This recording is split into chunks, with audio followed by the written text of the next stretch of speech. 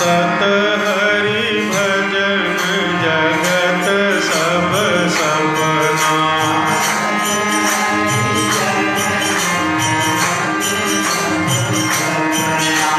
श्री राम जय राम जय जय राम।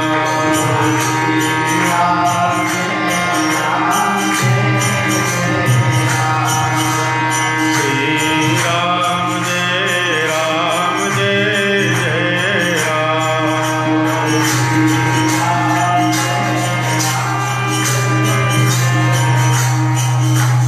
कलयुग केवल नाम आधारा।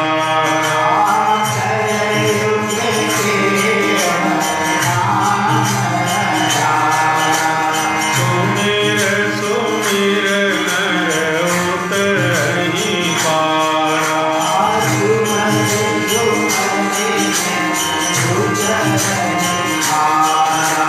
श्री राम जय राम जय जय राम।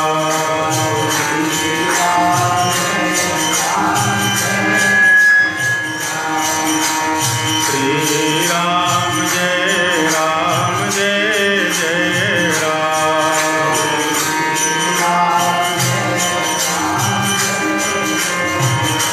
बोलिए उमापति महादेव की। धर्म की अधर्म का, प्राणियों में विश्व का, गौ माता की गौ हत्या, भारत धर्म सम्राट स्वामी श्री करपात्री जी महाराज की, जगतगुरु श्री शंकराचार्य भगवान की, पूज्य दंडी स्वामी श्री मुक्तेश्वरानंद सरस्वती जी महाराज की, श्री जानकी रमण प्रभु की, श्री कवर्धन हनुमान की, श्री स्वरूपेश्वर महादेव की, श्री शाम सदाशिव भगवान की, श्री शिव महापुराण की। हर हर महादेव। अनंत कोटि ब्रह्मांड नायक, अकारण करुण करुणा वरुणालय भगवान शांत सदाशिव उमापति महादेव जी, उनकी शक्ति जगत जननी माँ जगदम्बा पार्वती मैया, युगल सरकार के चरण कमलों में अनंत कोटि प्रणाम। जिनकी कृपा से इस वाणी ने बोलना सीखा है, ये वाणी बोल रही है, ऐसे परम पूज्य प्रातस्मरणीय पूज्यपाद पूर्वामनाय गोवर्धन मठ पूरी पीठाधीश्वर अनंतेश विभूषित पूज्यपाद स्वामी श्री निश्चलानंद सरस्वती जी महाराज के श्री चरणों में नमन। परम पूज्य सद्गुरुदेव भगवान प्रातस्मरणीय ज्योतिष पीठाधीश्वर एवं द्वारका शारदा पीठाधीश्वर अनंत श्री शमलंकृत पूज्यपाद स्वामी श्री स्वरूपानंद सरस्वती जी महाराज के श्री चरणों में नमन।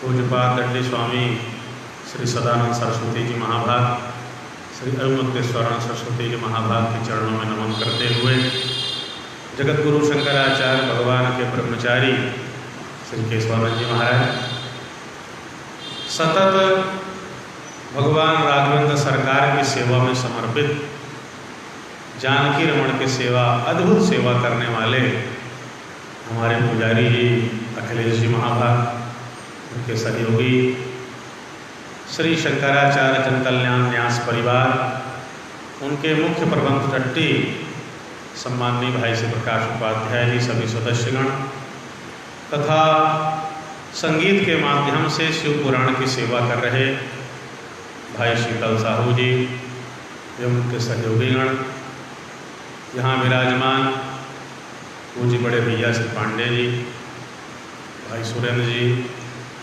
धर्मानुरागी सज्जनों, भक्ति स्वरूपा माता, भगवान की कृपा हमारे आपके ऊपर सत्संग के रूप में बरस रही।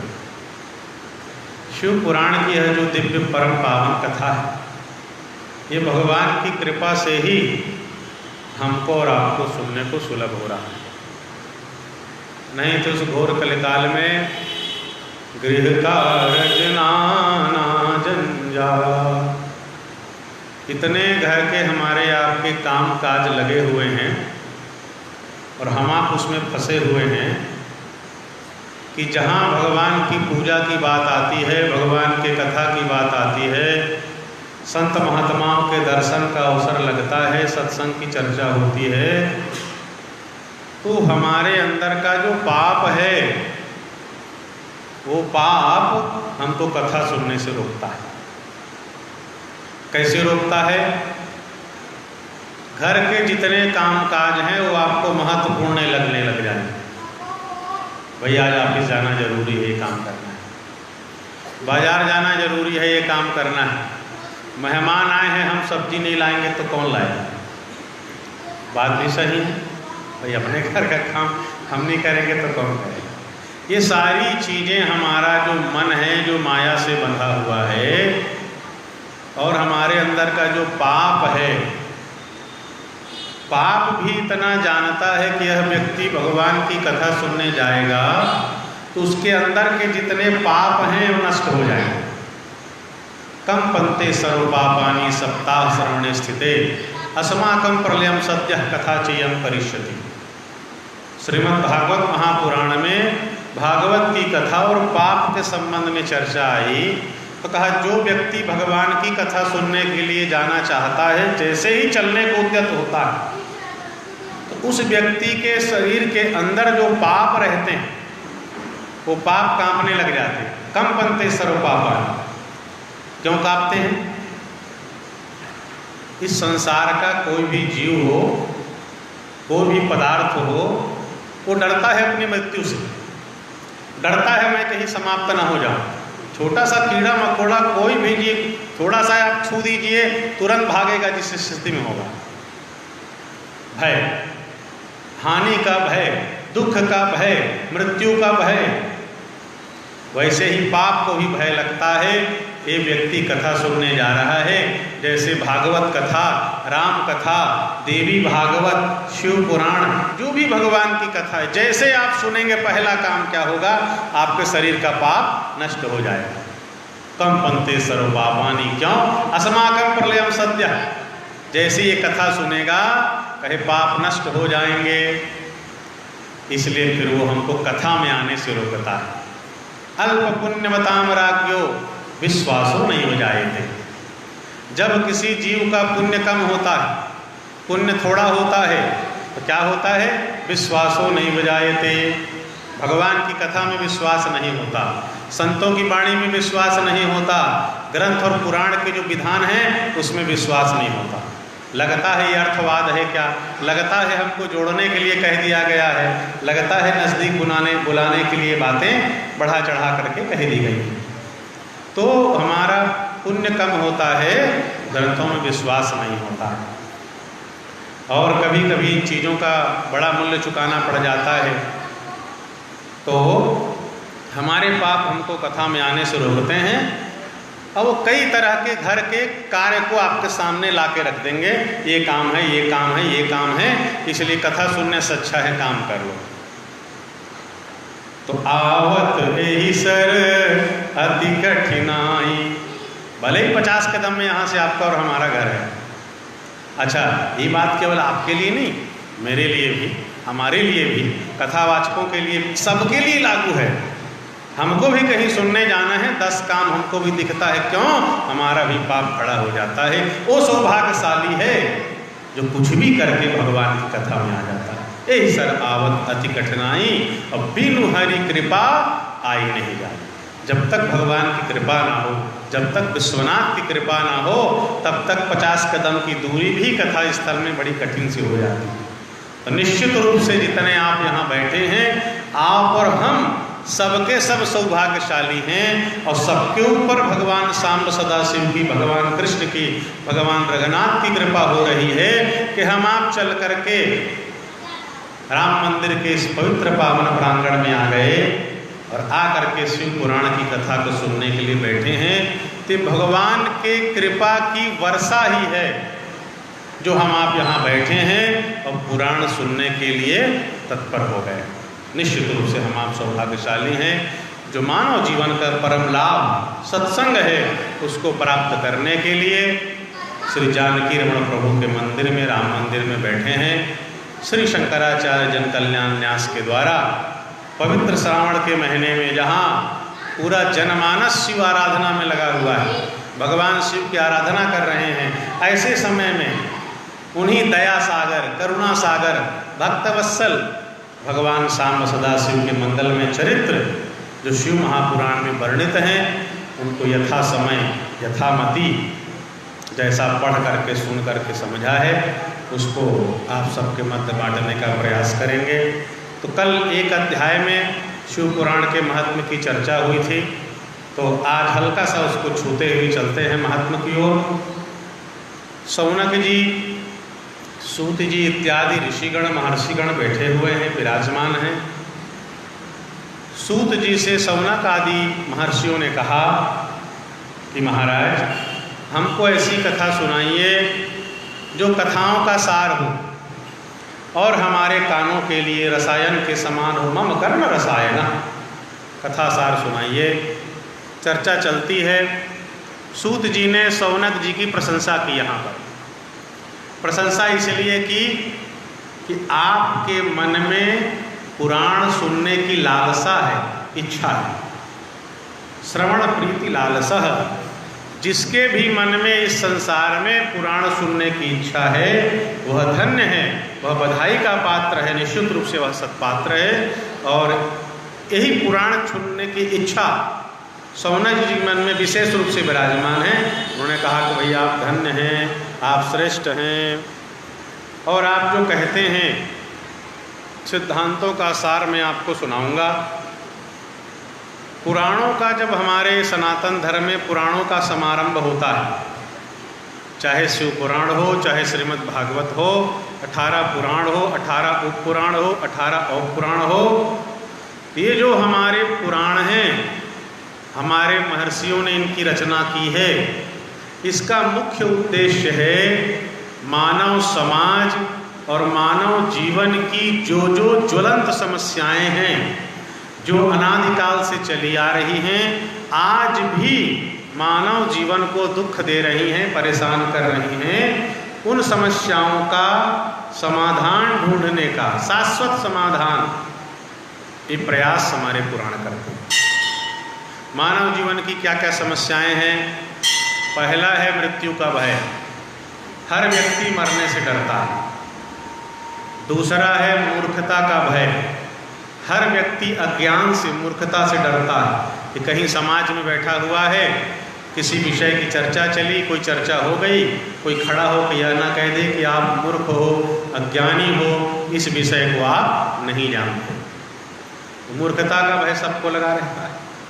तीसरा है दुख का भय, किसी न किसी प्रकार का दुख, किसी न किसी प्रकार का कष्ट हमारे आपके जीवन को निश्चित रूप से घेरा हुआ है। आप अपने जीवन को देखिए, दूसरे के जीवन को देखिए, विचार करिए, क्या मिलेगा? कोई तन दुखी, कोई मन दुखी, कोई धन बिन रहत उदास, थोड़े थोड़े सब दुखी, सुखी श्याम के दास। आप अपने जीवन को झांकिए, बचपने से लेकर के अभी तक के जीवन यात्रा को। बचपने में परेशान थे, क्यों? माँ बाप इच्छानुसार खेलने नहीं जाने देते, आप थे परेशान। थोड़े से बढ़ गए, पढ़ाई को लेके परेशान हो गए, और बढ़ गए तो विवाह को लेके परेशान हो गए, और बढ़ गए तो नौकरी को लेकर के परेशान हो गए, और हमसे बड़े बूढ़े हैं अपने संतान को लेके परेशान हैं, कोई सेवा को लेके परेशान है। कोई तन दुखी, कोई इसलिए दुखी है कान ठीक से सुनाई नहीं दे रहा है, ठीक से बैठ नहीं पा रहे हैं, घुटने में दर्द है, कमर में दर्द है, कई तरह की परेशानियां आज कुछ लोगों को घेरी हुई हैं। कोई धन से दुखी है, बहुत मेहनत करता है, उतना नहीं कमा पाता जितना वो चाहता है, या उतना भी नहीं कमा पाता जितने से परिवार का अच्छे से पोषण होगा। कोई मन से अशांत है, सब तो है, परमात्मा ने सब कुछ दिया है, घर भरा पड़ा है, पर उनको ऐसा लगता है मेरी पत्नी मुझको नहीं समझती, मेरा बेटा मुझको नहीं समझता, कोई मेरी बात ही नहीं मानता। बेटे के मन में ये भाव है कि हम आगे बढ़ गए हैं, हमारी पीढ़ी आगे बढ़ गई है ज्ञान और शिक्षा के क्षेत्र में, हमारे पिताजी हमको नहीं समझ रहे, जनरेशन गए, उनको लगता है हम इतने आधुनिक हो गए हैं, इतने मॉडर्न हो गए हैं कि मेरा प्राचीन बाप, मेरे प्राचीन पिता मेरे सोच को, मेरे चिंतन को नहीं समझ पा रहे हैं। हम आगे बढ़ना चाहते हैं, युवाओं के आगे बढ़ने का ढंग अलग है और वृद्ध अलग ढंग से उसको देखते हैं, तो वो इसलिए अशांत है। तो जब सब तरफ आप देखोगे और हृदय से किसी से बात कर लो, जो आपको लगता है करोड़पति है, लखपति है, अरबपति है, उनसे बात कर लीजिए, जिनके बहुत काम धंधे हैं उनसे बात कर लीजिए, जो कलेक्टर कमिश्नर है उनसे बात कर लीजिए। यदि हृदय खोल के आपसे बात करेगा, सब जगह ही आपको दिखेगा, कोई तन दुखी, कोई मन दुखी, कोई धन बिन रहत उदास, थोड़े थोड़े सब दुखी, सुखी राम के दास। हर जगह है दिखाई देगा, कहीं न कहीं कोई बात। ये है आपकी समस्या अलग है, आपके पड़ोसी की समस्या और दुख अलग है, और तीसरे व्यक्ति का दुख और कारण अलग है। परेशान सब हैं, क्यों? कारण क्या है इसका? इसका मुख्य कारण ये है सभी लोगों के परेशानी का और दुखों से दुखी होने का कि परब्रह्म परमात्मा भगवान ने इस संसार को इस ढंग से ही बनाया है कि आप किसी भी प्रकार का कैसा भी उपाय क्यों न करें, परिणाम में दुख ही मिलेगा। बोल लखन सिया रामचंद्र की। भगवान ने ये जो संसार की रचना की है, ये संसार की रचना वैराग्यप्रद ढंग से हुई है, अपूर्ण है। ये संसार कभी किसी को पूर्ण रूप में नहीं मिला, जब जिसको मिला अधूरा ही मिला, जब जिसको मिला दुख में। आप जरा चिंतन कीजिए, आप चिंतन कीजिए, आपने जीवन में जो जो काम किया, बच्चों को पढ़ने भेजा, आप भी पढ़े, शादी ब्याह किया, मकान बनाया, और जो आपके समझ में आया, एक ही तो आपका उद्देश्य था क्या? ऐसा करके सुख मिलेगा। दूसरा क्या उद्देश्य था? या एक काम जीवन में आप मुझको बता दो, कथा के बाद बता देना या अभी बता देना, एक काम अपने पूरे जीवन में आपने ऐसा सोच के किया है क्या कि इस काम के परिणाम में मुझको दुख मिले? सोच लो जरा। पूरे जीवन में याद है आपको कोई एक काम आपने ऐसा किया हो जिसके बदले दुख मिल जाए? भगवान हाथ पैर टूट जाए, भगवान बीमार पड़ जाए, भगवान धन चला जाए, भगवान मका, कभी कोई किया नहीं। तो अपनी बुद्धि से, अपने समझ से, अपने ज्ञान से, अपने विवेक से जन्म से लेकर अभी तक आपने यही सोच करके ना कोई काम किया कि ये काम तो करेंगे और करने के बाद हमको सुख मिलेगा। यही उद्देश्य था कि और क्या उद्देश्य था? यही उद्देश्य था। अब आप थोड़ा सा ईमानदारी से चिंतन करिए, सोचिए, चाहे जो काम आपने किया जन्म से लेकर अभी तक किया, जब से आप समझदार हुए ये सब विषयों को चिंतन करना प्रारंभ किया, तो काम किया आपने सुख पाने के लिए, परिणाम में क्या मिला? दुख। बड़ा मेहनत किया, खूब खर्चा किया, बेटे का विवाह किया, बहू आई सुंदर बना के दही, भोजन बना के बढ़िया भोजन करबो, सुंदर बहू आई सेवा करही, पता चलिस पहली ज़्यादा सुखी रहो दाई, अब तो हाय हाय हो गए। बोल वृंदावन विवाह। एक जगह विवाह हुआ तो आंगन में जो नई नई बहू आई थी वो सूर्यवंशी थी। सूर्यवंशी मतलब सूर्योदय के बाद उठने वाली।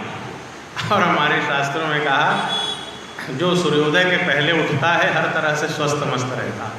पर अब थोड़ा थोड़ा समय बदल गया, लोग रातों में जगने लगे, सुबह उठने लगे। तो वो सोई हुई थी नई बहू, 7-8 बज रहे थे। माँ ने क्या किया, झाड़ू लेकर के आई, आंगन में झाड़ू लगाने लगी। बेटा ने देखा, कहे माँ जीवन भर तो आप ये सब झाड़ू पूछा करते रहे, अब विवाह हो गया, अब आप आराम करो, अयो जो काम है सब आपकी बहू करेगी। सास ने कहा सुन न बेटा, देखी ही तो सीखी ही रे। अब सास ने बहरत देखी, बहू के ही चिल्ला गई मैं बहर देता हूँ, तो देखी ही तो सीखी ही गई बहरत। पहली बहरत से घर ला साफ करना है कही के, अब काबर बहरत है देखी ही तो सीखी ही। तो बेटा बोला कि अब तोला देख के बहरत सीखी तो महू बहरू महू देख के सीख जाए, जिसको देख के सीखना है किसी काम करते देख के सीख जाएगा। तो बेटा कहे मैं झाड़ू लगाऊंगा, सास कहे मैं लगा देती हूँ बेटा। दोनों में चर्चा होने लगी, बात थोड़ी बढ़ने लगी, आवाज़ थोड़ी हुई, बहू उठ करके आई, कहा क्या बात है, क्यों आप लोग झगड़ रहे हो। तो बेटा रहे तीन डेरावेगा, प्राय सभी झंडेरा थे अपन अपन। तो वो कहे देखो माँ कहती है आंगन में मैं झाड़ू लगाऊंगा, अब मैं कहता हूँ मैं लगाऊंगा, और दोनों के मन में कहा रहे देखी ही तो सीखी ही, बोल वृंदावन बिहारी लाल। तो नवा बहू रहे तेन कही से तीर अंगना में बैठ के काँव काँव मत करो, एक जन अंगनल बहर लो, एक जन दुआरिल बहर लो, बोल वृंदावन बिहारी लाल की। तो मन में है देखे ही तो सीख ही, और वो सिखा के फिर जाके सो गई। कहने का तात्पर्य ये है कि हम अपने जीवन में हमने जितने भी कार्य थे सबका आरंभ इसीलिए किया कि हम सुख पाना चाहते थे। और चाहे शिक्षा हो, चाहे विवाह हो, चाहे संतान उत्पन्न करना हो, चाहे मकान बनाना हो, चाहे यात्रा करना हो, और जितने भी कार्य होते होंगे हमने सबको किया, और परिणाम में हमको केवल दुख मिला। क्यों? क्षणिक सुख मिलता है ऐसी बात नहीं है, कभी कभी जितनी तीव्र आपके मन में कामना होगी वो वस्तु मिलेगी, तो कामना आपकी शांत होगी, और जैसे आपकी कामना शांत होगी तो आपका जो आनंदमय आत्मा का स्वरूप है, आपका हमारी आपकी जो आत्मा है वो आनंदमय है।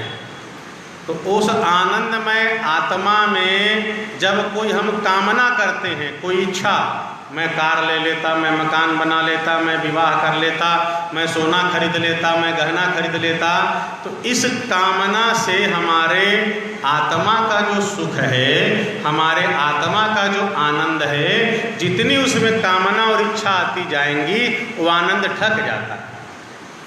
तो आनंद ढक जाता है, पर्दा पड़ जाता है। तो जो सहज आनंद स्वरूप आप भी हो, हम भी हैं। और क्यों हैं? क्योंकि सच्चिदानंद घन आनंद स्वरूप परमात्मा के ही हम लोग संतान हैं, इसलिए हम लोग भी आनंद स्वरूप हैं। तो हमारी इच्छा, हमारी कामना, हमारी तृष्णा ये हमारे आनंद को ढक देती है। और तत्काल में जब हमारा विषय निराकरण होता है तो कुछ क्षण के लिए, कुछ मिनट के लिए जब हमारे आत्मा के ऊपर से कामना, इच्छा, तृष्णा हट जाती है, वो आनंद कुछ समय के लिए हमको मिलता है। फिर हम इतने कुशल हैं, दूसरी कामना, दूसरी इच्छा, तीसरी इच्छा कर लेते हैं, वो आत्मा को ढके हुए कामना की उसमें रहता है। तो ये चर्चा चल रही थी कि हमको कोई भी कार्य का प्रारंभ करते हैं, परिणाम में हमको दुख मिलता है। क्यों? वो इसलिए मिलता है कि इस संसार का नाम है दुखालय। क्या नाम है? दुखालय। तो जिस तरह से भोजनालय में कई तरह का भोजन मिलता है, पुस्तकालय में कई तरह का पुस्तक मिलता है, औषधालय में कई तरह की औषधियाँ मिलती हैं, वैसा ये संसार दुखालय है। यहाँ कई तरह का हमको आपको दुख मिलता है। इस संसार की रचना भगवान ने, परब्रह्म परमात्मा ने दुख रूप ढंग से और दोषों से परिपूर्ण किया। दुख और दोष से परिपूर्ण क्यों किया? कि यदि हमको यहाँ से सुख मिलने लग जाता, यदि यहाँ से हर कार्य के परिणाम में सुख मिलता, तो कोई भी जीव भगवान का भजन करने के लिए जंगल नहीं जाता, कोई भी जीव शास्त्र का अनुसंधान फिर नहीं करता। तो यह संसार की रचना दुखमय है। इस संसार की रचना कष्टपूर्ण इसलिए है कि हम जहाँ जाएं मन लगाएं, और जैसे वहाँ से दुख मिलेगा, कष्ट मिलेगा, तो संसार से वैराग्य होगा, और वैराग्य हो करके फिर हमारा आपका मन भगवान के चरणों में लगेगा। तो हमको संसार से वैराग्य मिले, संसार से हमारा मन हटे और हमारा मन भगवान के चरणों में लगे, इसलिए भगवान ने संसार की रचना दुखप्रद ढंग से, अपूर्णता की ढंग से किया है, जिससे हमको वैराग्य हो और जैसे तैसे हमारा मन भगवान के चरणों में लग जाए। तो आइए हमारे संगीतकार बंधुगण हैं, सुंदर रूप से भजन सुनते हैं। भजन सुन करके फिर आगे चर्चा आगे बढ़ाएंगे। बोल सांब सदा शिव भगवान की।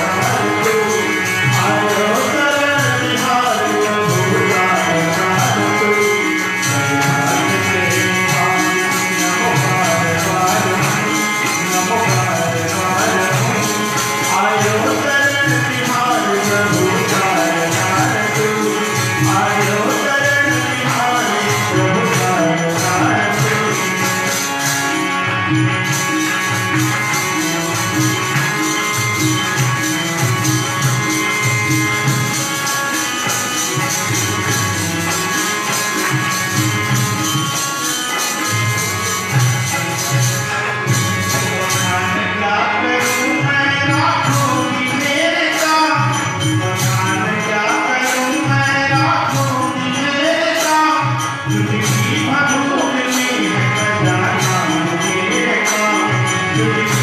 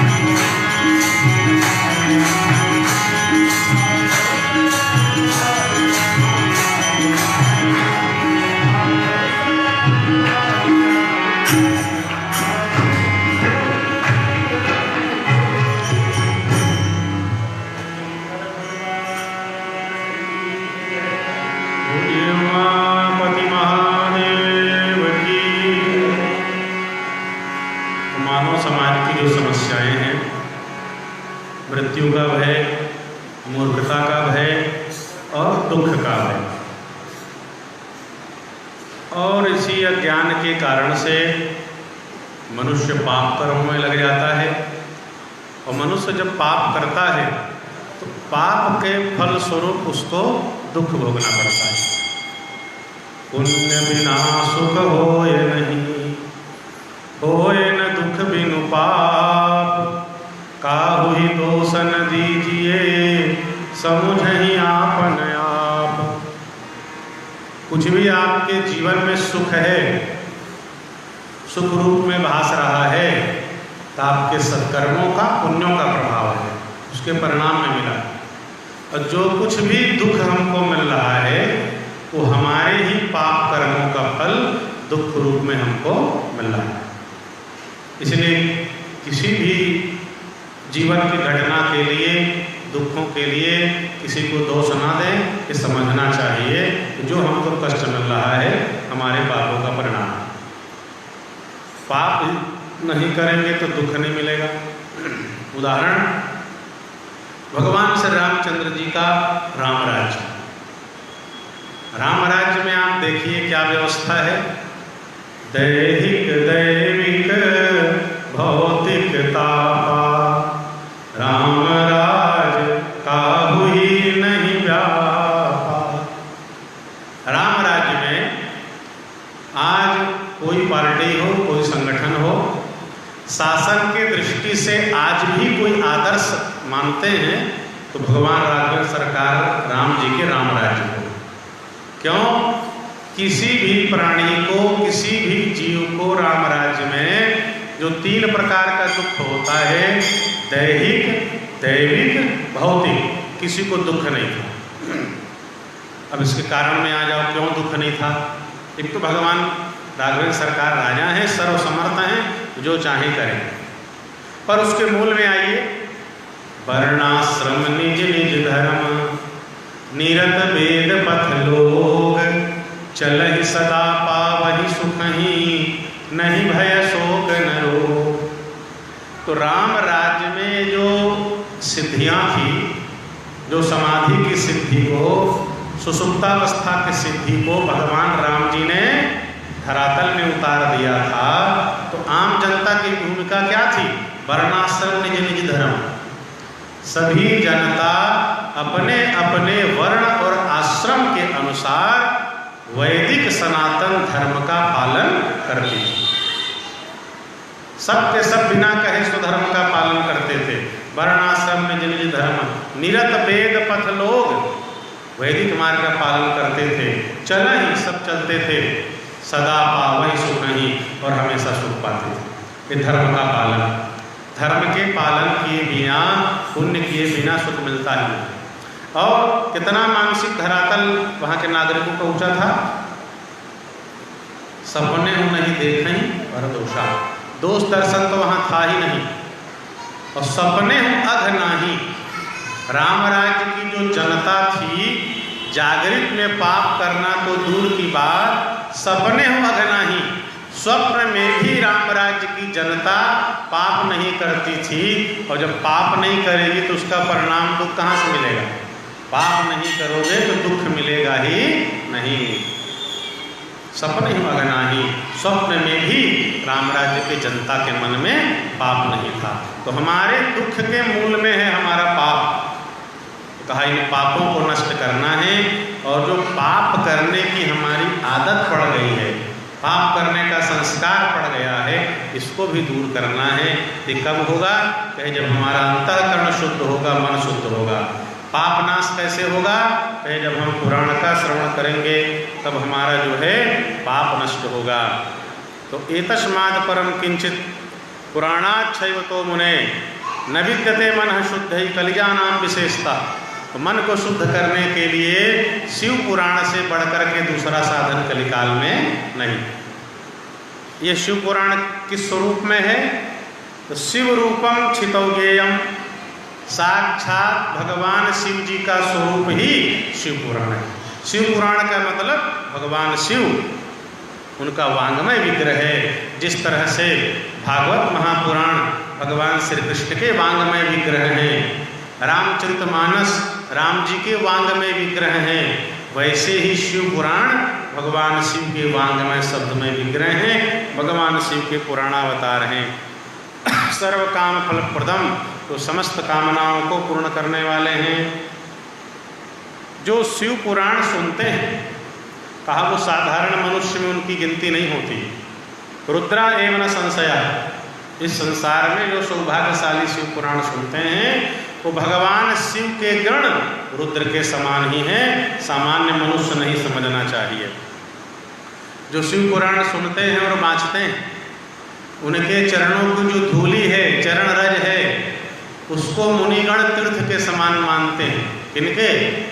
जो शिव पुराण सुनते हैं, कहते हैं, उनके चरण की धूलि को मुनिगण तीर्थ के समान मानने लग जाते हैं। इस तरह से यह महान जो शिव पुराण हैं, कहा मुहूर्तम वा तदर्धम वा क्षणम च वा, एक घड़ी याद हो, घड़ी पुण्य याद हो कि याद समय ना मिले, जितना समय आपको मिल जाए उसमें जो शिव पुराण सुन लेता है, ये शृण्वन्ति पुराणम तन्न तेषां दुर्गतिर्भवे, जो थोड़ा भी समय निकाल करके शिव पुराण सुन लेता है उसकी कभी दुर्गति नहीं होती है। और यह जो शिव पुराण है, इस कलिकाल में दो साधन, हमारे आपके कल्याण के लिए दो साधन शिव पुराण ने घोषित किए।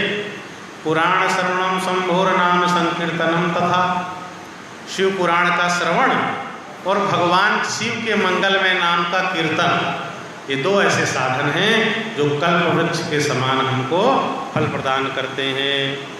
इस तरह से यह जो शिव पुराण है, सदा सेव्या विशेषतः जब कभी अवसर मिले सदा इस पुराण का श्रवण करना चाहिए। जो इसका श्रवण करते हैं, शिवश्चित्तम समाश्रयेत, भगवान शिव उनके हृदय में आकर के विराजमान हो जाते। इस शिव पुराण में 7 संहिताएँ हैं, 24,251 श्लोक है और 457 इसमें अध्याय हैं। पहली संहिता है विद्येश्वर संहिता, दूसरी रुद्र संहिता, तीसरी शतरुद्र संहिता, चौथी कोटिरुद्र संहिता, पांचवी उमा संहिता, छठवीं कैलाश संहिता और 7वीं वायवी संहिता। इस तरह से 7 संहिताओं में, भागवत में स्कंद है, रामचरितमानस में कांड है, अयोध्या कांड, बालकांड इत्यादि। तो शिव पुराण में संहिता 7 संहिताओं में शिव पुराण गुंफित है और इसमें 24,251 श्लोक और 457 इसमें अध्याय हैं, जो ब्रह्मतुल्य है और सर्वोपरि गति प्रदम, समस्त तरह के जो हैं गति प्रदान करने में समर्थ हैं। और यज्ञ आदि से जो फल प्राप्त होता है, तीर्थों के सेवन से, पवित्र नदियों के स्नान से, वो सारे के सारे फल शिव पुराण जब सुनने बैठते हैं उसके कहे 16वें अंश के बराबर हैं।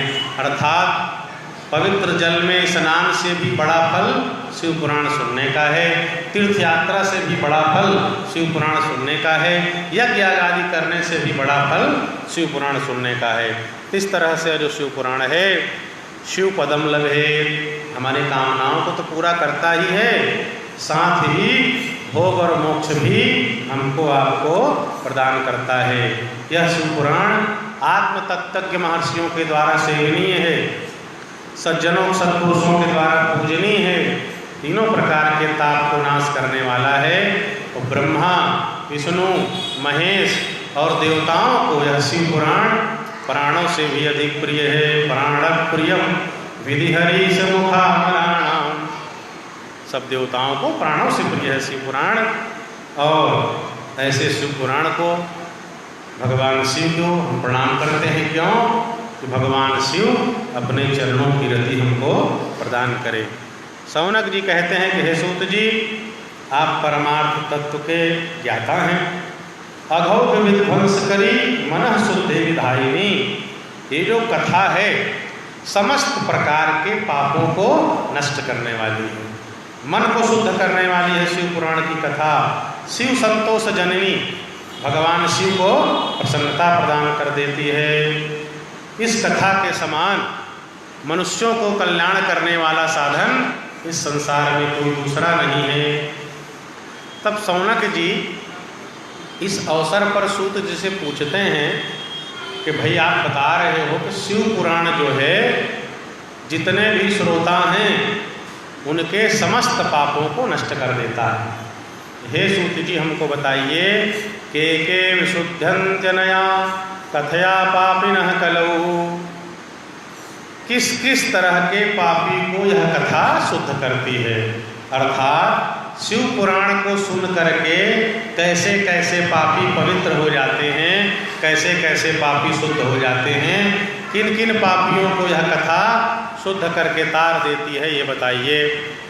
तब सूत जी बताते हैं ये मानवाः पापकृतो दुराचार रता खलाः कामादिविरता नित्यं ते विशुद्ध्यन्तनेन वै। ये मानवाः पापकृतो, जो मनुष्य सदा पाप करने में लगा रहता है, जो दुराचारी है, खल है, कामी है, क्रोधी है और दिन रात विकारों में डूबा रहने वाला है, वह भी शिव पुराण की कथा सुन करके पवित्र हो जाता है। क्यों कहे? एक पुराण को सुन करके क्यों पवित्र होता है? ज्ञान यज्ञ परोयम वै भुक्ति मुक्ति प्रदः सदा शोधनः सर्व पापानां शिव संतोषकारकम। क्योंकि यह ज्ञान यज्ञ है। तो ज्ञान जो होता है वह पापों को नष्ट कर देता है, कर्मों को, कर्म के संग्रह को भी, संचित कर्म को भी जो नष्ट करता है वह है ज्ञान। यह शिव पुराण ज्ञान यज्ञ है। ज्ञान यज्ञ परोयम वै भुक्ति मुक्ति प्रदः सदा। और यह ऐसा ज्ञान यज्ञ है जो भोग और मोक्ष दोनों प्रदान करता है। इसको सुनने वाले अपने जीवन में सुख संपत्ति प्राप्त करके सुखी रहते हैं, इस धरती के अच्छे अच्छे भोगों को प्राप्त करते हैं, भोगते हैं, और शिव पुराण के ज्ञान को, परमात्मा शिव के तत्व को जान करके, उनके ज्ञान को पा करके मुक्ति प्राप्त कर लेते। शोधनम सर्व पापानाम, इसलिए सर्व शब्द लगाया। एक दो दो चार प्रकार के पाप नहीं कहा, सर्व। संसार में जितने तरह के पाप होते हैं वो सभी पापों का शोधन शिव पुराण के द्वारा हो जाता है।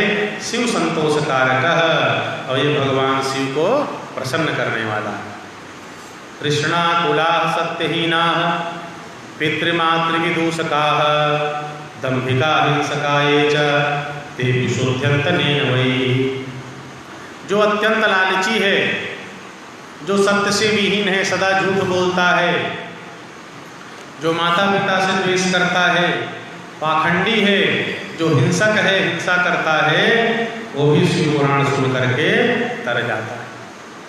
स्ववर्णाश्रम धर्मेभ्यो वर्जिता मत्सरान्विता, जो अपने स्वधर्म का पालन नहीं करता और दूसरों से जलता है, दूसरों के सुख संपत्ति को देख करके जलता है, ऐसा मत्सरवान व्यक्ति भी इस पुराण को सुन करके कहे पवित्र हो जाता है।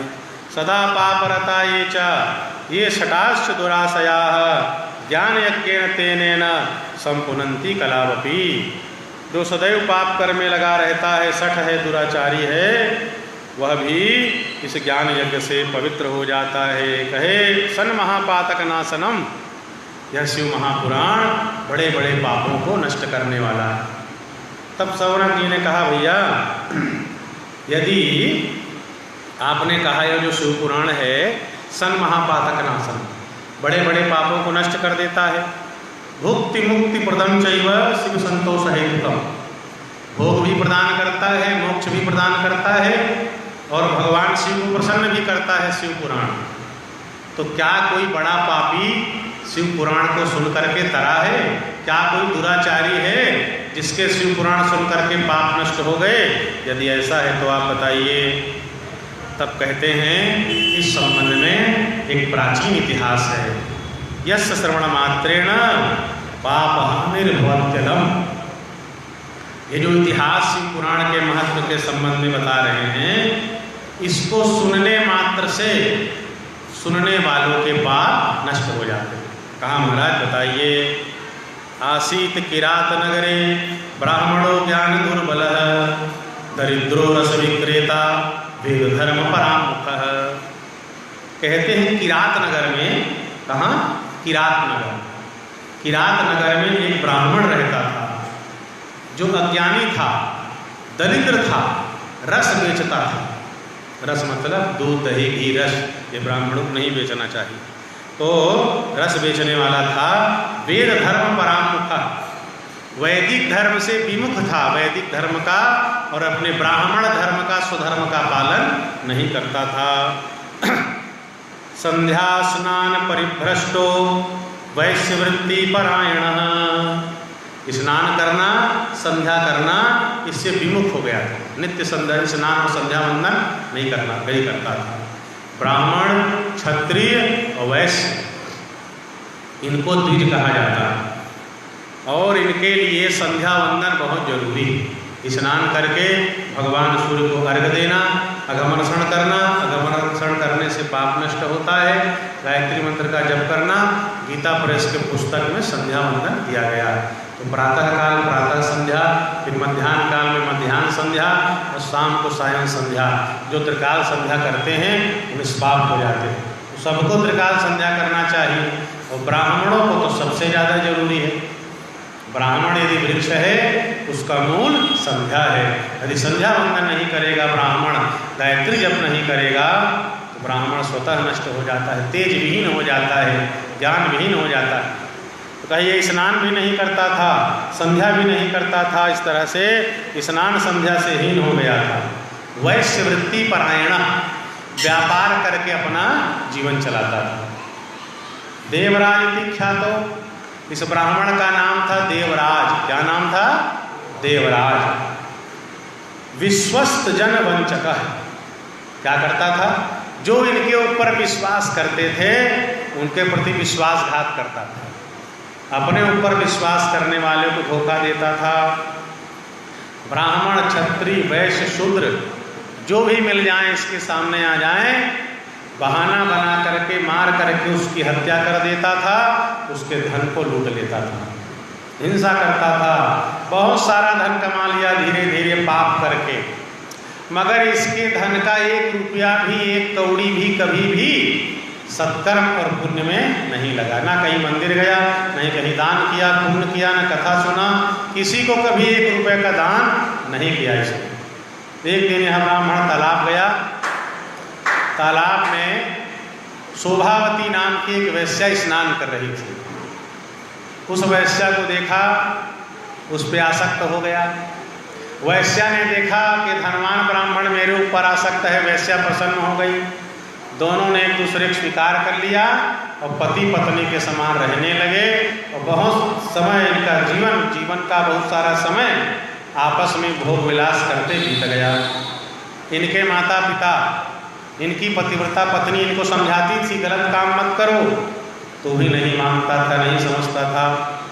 एक ही थाली में दोनों खाते थे, एक दूसरे का जूठा खाते थे। तो जूठा जो है नहीं खाना चाहिए। जूठा खाने वाले कौवे और कुत्ते क्यों नहीं जन्म लेते हैं, और इसलिए बचना चाहिए। ना जूठा खाना चाहिए, ना खिलाना चाहिए। तो ये जूठा भी खाता था, बहुत सारा समय बीत गया, पता ही नहीं चला। माता पिता इसको पाप करने से रोकते थे, सत्कर्म करने की प्रेरणा देते थे। तो एक दिन इसने अपने माता पिता की हत्या कर दी और अपने पत्नी की भी हत्या कर दी। माता पिता पत्नी तीनों को हत्या कर दिया और जो माता पिता का धन था वो वैश्या को ला करके दे दिया। इतना इसने पाप किया। एक दिन क्या हुआ, घूमते फिरते प्रतिष्ठान उपागतः, तीर्थराज प्रयाग उसको कहते हैं, प्रतिष्ठानपुर। तीर्थराज प्रयाग इलाहाबाद, उसको प्रतिष्ठानपुर कहते हैं। जोशी वहाँ आया, आ करके इसने देखा कि शिवालयम तदर्शासौ तत्र साधु जनावृतम। एक शिवालय में, शिव जी के मंदिर में बहुत सारे साधु संत महात्मा आए हुए हैं।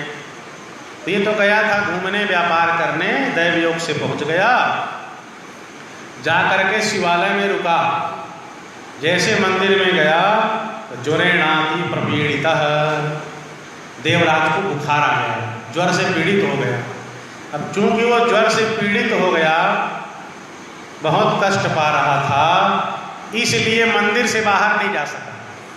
नहीं तो घूमने चला जाता और कहीं चला जाता। दैव योग से उसको बुखार आ गया, ज्वर से पीड़ित हो गया, मंदिर में ही रहा कितना, 1 महीना उसको मंदिर में रहना पड़ा।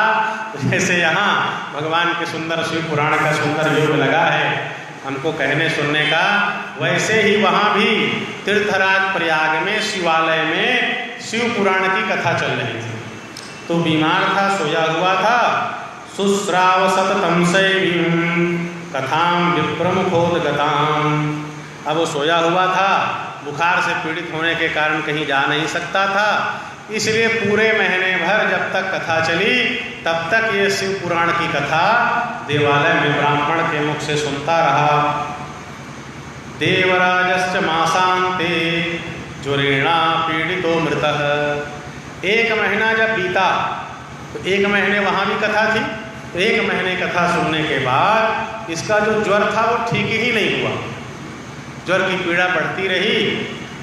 और ये जो ज्वर था देखिए उसकी किस्मत बदल गई। ज्वर नहीं होता तो कथा नहीं सुन पाता, वो ज्वर था तो 1 महीना सुन लिया, और उसी ज्वर के कारण 1 महीने बाद उसकी मृत्यु हो गई, वो चल बसा। बद्धो यम भटय पासे नीतो यम पुरम बला। उसके मरते ही यमराज के दूत आ गए, यमराज के दूतों ने आकर के बलपूर्वक देवराज को बांध करके यमपुरी लेकर के चले गए। और जब वो यमपुरी लेकर के गए तो एक बड़ी अद्भुत घटना घट गई। क्या घटना घटी? तावत् शिवगणा शुभ्रास त्रिशूलांचित पाणयः भस्म भासित सर्वांगा रुद्राक्षांचित विग्रहा। देवराज को यमराज के दूत पकड़ करके यमलोक ले गए। वहाँ अद्भुत घटना घट जाती है कि जिनके हाथ में त्रिशूल है, जिनके शरीर का वर्ण शुभ्र है, श्वेत है, और भस्म भासित सर्वांगा, जिनके सभी अंगों में सुंदर भस्म लगा हुआ है, रुद्राक्षांचित विग्रहा, और जिनके शरीर में सुंदर सुंदर रुद्राक्ष की मालाएं हैं, ऐसे भगवान शिव के दूत यमलोक में पहुंच गए। और जाकर के बड़े नाराज हुए। नाराज होकर के यम के दूतों से देवराज को मांगा। जब उन्होंने आनाकानी की तो उनको प्रताड़ित किया और उनको पीट करके धमका करके देवराज को यमराज से छुड़ा लिया भगवान शिव के पार्षदों ने। और देवराज को सुंदर विमान में बिठाया। देवराजम समामोच्य विमाने परमाद्भुते। अद्भुत दिव्य विमान लेकर के आए थे, उसमें भगवान शिव के गणों ने देवराज को विमान में बिठा दिया। कैलासम गतमुत्सुकाः, और कैलाश जाने के लिए, भगवान के धाम जाने के लिए उत्सुक हो गए, तैयार हो गए। अब जब देखा यमदूतों ने कि देवराज को तो भगवान शिव के गणों ने छुड़ा लिया, बड़ा कोलाहल मच गया। यमदूत में हल्ला मच गया कि भाई इतने मेहनत से हम लेकर के आए थे, इतना उसने पाप किया, माता पिता की हत्या की, पत्नी की हत्या की, वैश्यागमन किया, चोरी किया, झूठ फरेब किया, और ये कौन है आकर के कहीं इसको छुड़ा करके ले जा रहे, सुंदर विमान में बिठा दिया। तो हल्ला सुन करके धर्मराज आए, और धर्मराज ने आया तो धर्मराज आकर के देखते हैं तो ज्ञानेन चक्षुषा सर्वं वृत्तांतम ज्ञातवान यमः। धर्मराज ने अपने ज्ञान से ये जान लिया कि देवराज को यमलोक से भगवान शिव के गण क्यों छुड़ा रहे हैं। ये धर्मराज जान गए, क्योंकि समझ गए इन्होंने शिव पुराण की कथा मंदिर में सुनी थी, और शिव पुराण सुन लिया, कहे निष्पाप हो गए, पाप मुक्त हो गए, और दोबारा पाप करने का अवसर नहीं मिला। मिलता तो वो कर लेता, पर कथा सुन करके चूंकि मृत्यु हो गई, इसलिए दोबारा पाप करने का अवसर नहीं मिला, तो कथा सुन के निष्पाप हो गया, भगवान की प्रीति मिल गई। इसलिए धर्मज्ञ धर्मराज समझ गए। अब पूजयामास धर्मज्ञो धर्मराजो यथा विधि। धर्मराज ने भगवान शिव के जो पार्षद आए थे उनका विधिवत पूजन किया, रोका नहीं, और उनको जाने दिया। कोई भगवान शिव के महात्मा गणों से धर्मराज ने कुछ नहीं पूछा, हल्ला करने वाले को शांत करा दिया, कहा ये जाना चाहते हैं, जाने दीजिए। ददुः शिवाय सांबाय तम दयावारी रासये। और देवराज को ले जा करके कैलाश पहुंच गए, और जा करके भगवान सांब सदाशिव और पार्वती मैया को ऐसे भगवान शिव दयावारी रासये, दो दया के समुद्र हैं जो भक्त वत्सल हैं, ऐसे दया के समुद्र भगवान सांब शिव को, देवराज को उनके गणों ने सौंप दिया। धन्या शिव पुराणस्य कथा परम पावनी, यस्या श्रवण मात्रेण पापीयान विमुक्ति भाग। कहा ये शिव पुराण की कथा धन्य है।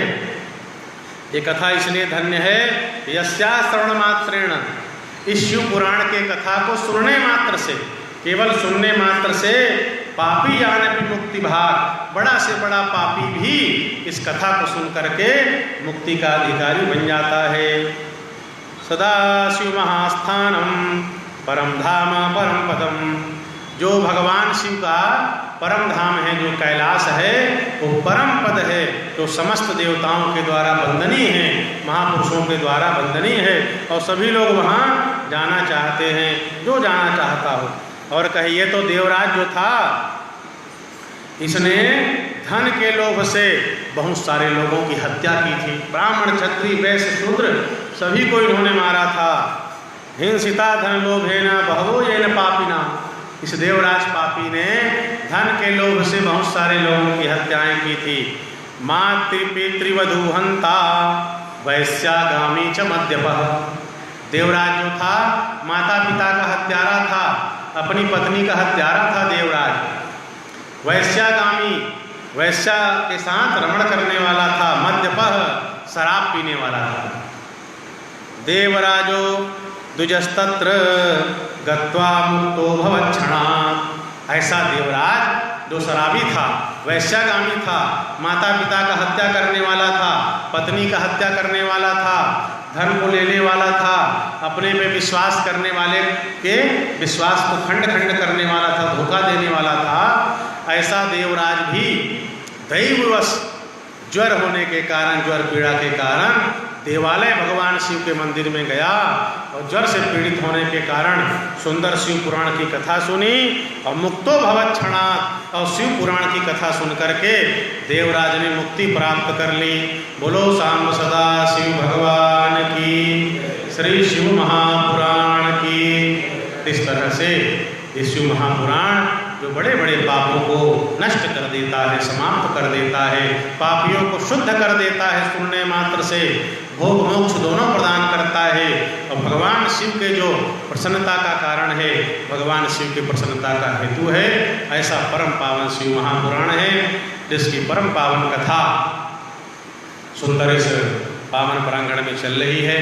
श्री शंकराचार्य कल्याण न्यास के द्वारा इस बार इस पावन श्रावण के मास में भगवान सांब सदाशिव उनके ही गुण गाने का सौभाग्य मिला है। तो आइए अधिक से अधिक संख्या में आकर के परम पावन शिव पुराण की भुक्ति मुक्ति प्रदायिनी, पुण्यदायिनी और कल्याणकारी कथा को हम श्रवण करें और श्रवण करके अपने जीवन को धन्य करें। बोलो उमापति महादेव की। हर हर महादेव शंभो काशी विश्वनाथ गंगे।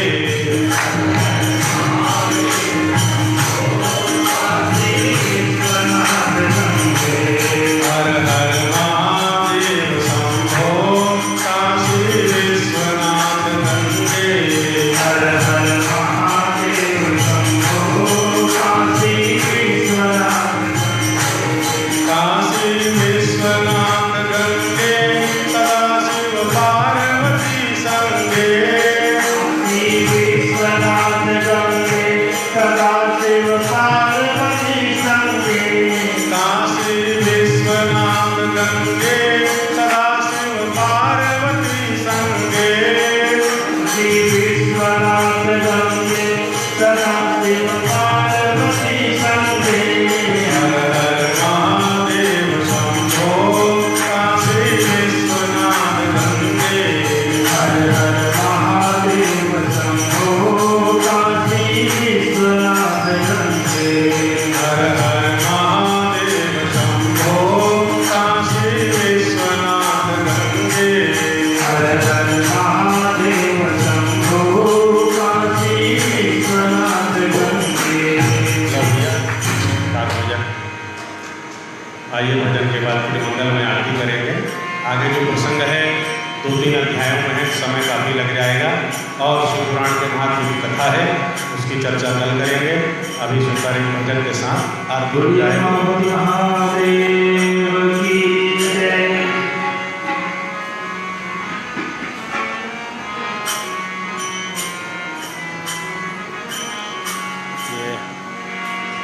अजब है भोलेनाथ